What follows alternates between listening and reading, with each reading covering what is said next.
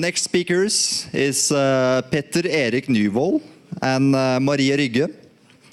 They founded a company called Elevate in February 2013 after working with personal development and business development events in the Nordics since 2010. In 2014, they employed 10 people. They had a revenue of 13 million Norwegian kroner.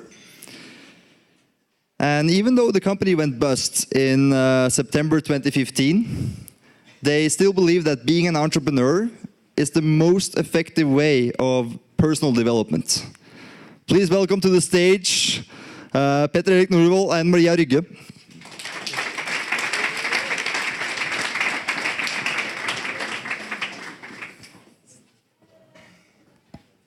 Thank you, Magnus. It has been really inspiring to hear the other people that has been on stage before, and I agree with you very much that it's in Norway we don't have the culture to speak about all the fuck-ups.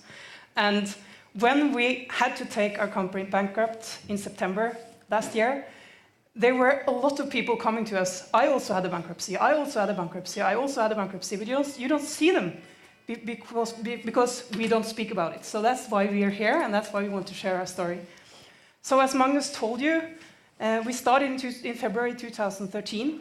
What we did was getting international speakers in the field of personal development and business development to Norway or to the Nordics and arrange courses and seminars and sold tickets. That's what we did. And in the beginning, it went very well because we had a product that people wanted. We had a lot of success stories from our customers, how changed their lives that have been to our events. And we got very excited to share and to do more and to do more. So in 2014, we hired a lot of people, and at the most, we were 10 people working for the company. And in 2014, we had a total of 100 events for the whole year, and that ranged from free webinars, from free evening seminars, to 3-day conferences. Let me see if I can do this. 3-day conferences with 850 people. And that's what we did. So this is from a conference in Denmark. And this is Erik and me and our Danish partner up there. So... Yeah, so in July last year, 6th of July, we was just finished an event where you can we had an international speaker coming to Norway, and he teaches 40-50 people how to be a better speaker. And the feedback was amazing. We were so happy. I had just put in some money in the company 3 months before, so we was looking forward, thinking that we was on the right track. The day after, we had a meeting with this international speaker, and we talked about the future. So we was in a meeting, sitting and talking about the future, the plans we had for the next year. And we come to a point in the meeting where we start to talk about economics, because we owe him some money. In that moment, my mobile started to call, and it called and called and called, and I was in the meeting, so I couldn't pick it up. And I just checked who it was, and it was one of the employees we had. So I just say, after 10 times the phone I called, I said, I think I need to take this phone. So I went out, took the phone, and one of my employees said, hey, we are at the office, and Namsmann is here and closing down our office. And we were shocked because I'm not good at economics, so we have just put it on some other people, and we trusted them. And I didn't have any follow-up system. Like he said, you need to have systems. So we went back to the office, and we find out that the person we had hired had not opened the post for like 3-4 months, giving us wrong numbers. So the situation, it was our fault. We didn't follow it up.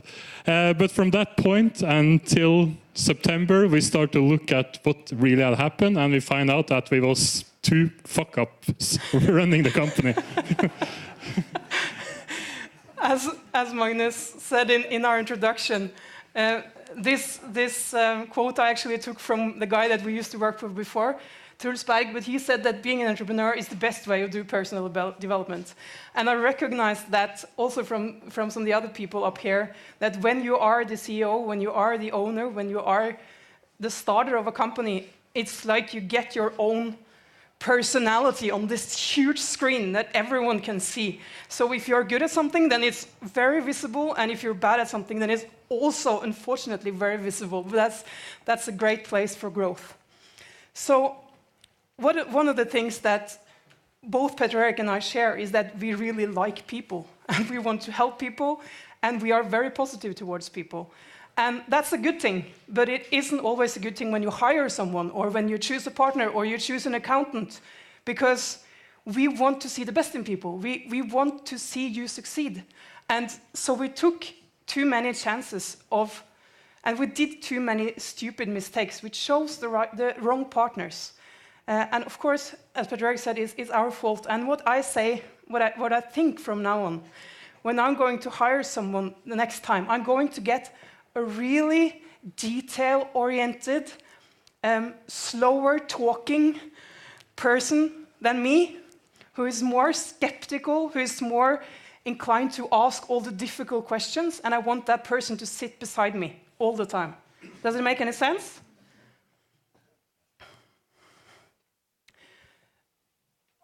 I'm starting. Apparently, this Google presentation thing is not my strongest side. Sorry about this. But as I said earlier, we grew too fast. We wanted to do so many things. Petter-Erik was the CEO of the company. He's really a visionary. And I'm also a visionary when I get very engaged and inspired. So we hired people too fast. And what also people have been speaking about up here, you really have to build a structure, and you have to build a foundation for growth. And we didn't have that. So it's easy to look back and think, I just feel now that we perhaps threw people in, hoping them to solve our problems without having like the systems and the routines and the structures, and especially the reporting systems, so that we as owners could know what was going on at all times. We didn't have that. For example, that financial situation, of course, as owners, we should have known if we had had the right structures and routines in place, but we didn't. And that's really bad. So make sure you have that in place.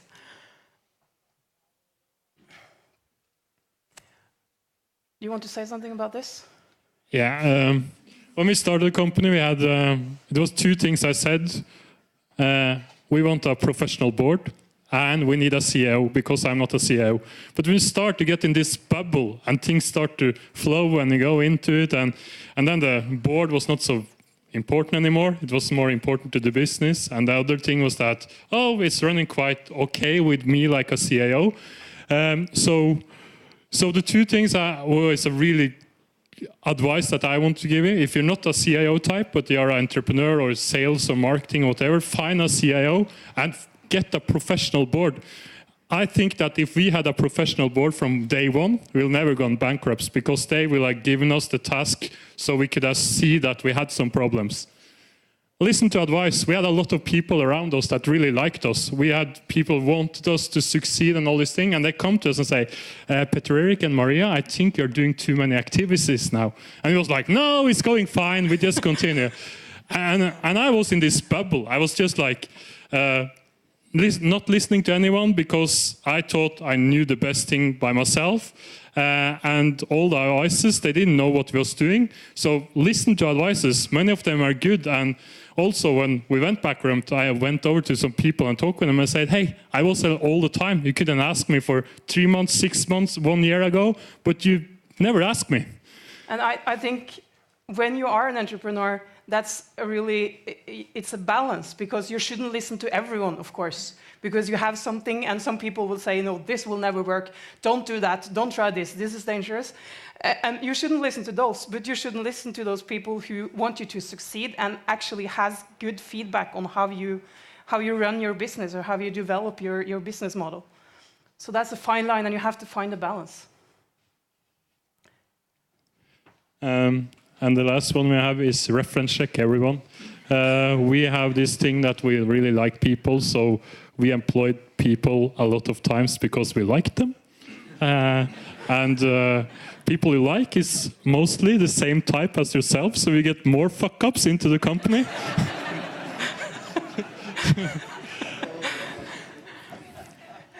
Yes. So I think that's our, yeah, this is my last slide, actually. I know that many of you, that all of you probably know this, and that's why you started also this FuckUp nights. It's very easy when you're not an entrepreneur, when you're not tried, when you want to succeed, to think that it's just this road, and suddenly you're there. But I feel now like we fell off here somewhere, and now we're crawling our way back and trying to find the right way towards the sun.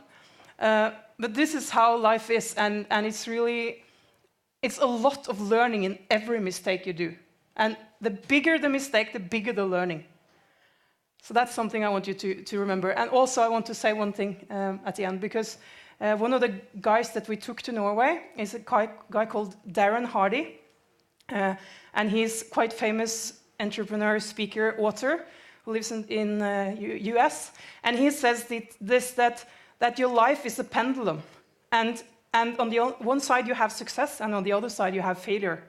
And if you are playing it safe, you can have like this much success, but you can't have more than this failure, but you can't have more than this success either. So if you want to have this much success, then you also have to handle this much failure. And that's why we're standing here and hoping for a brighter future.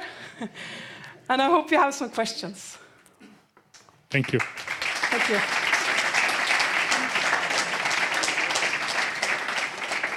There's a question here.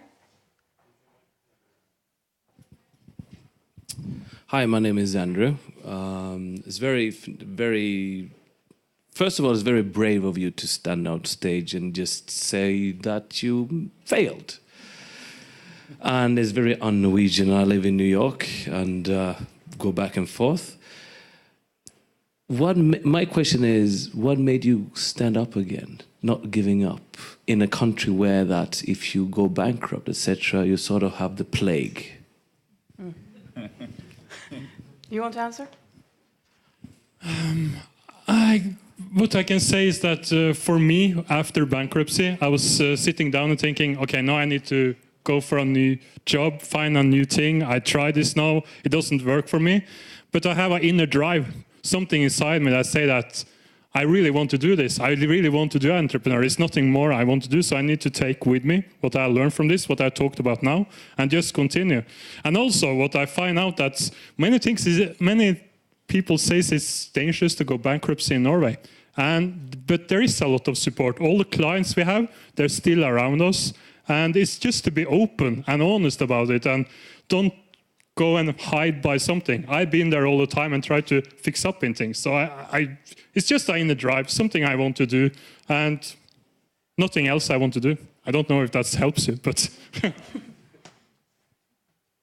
Thank you.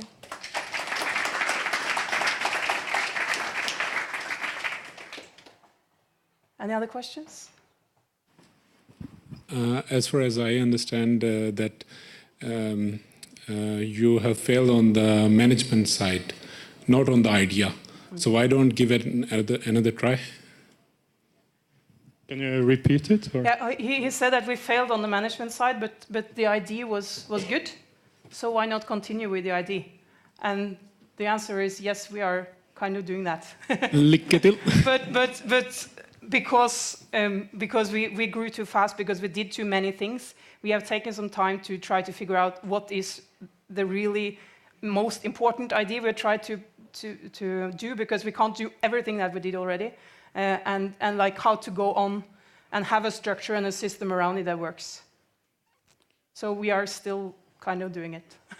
And sometimes it's good to be small also, not be so many people, and start from there and make money, and don't like we did last time. We had 10 people and grew really fast. So now we're trying to do things really slowly and use time on it.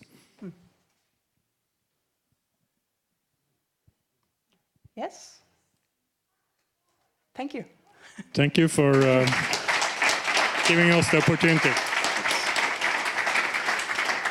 If you have any questions, send us an email or speak to us afterwards. Tack.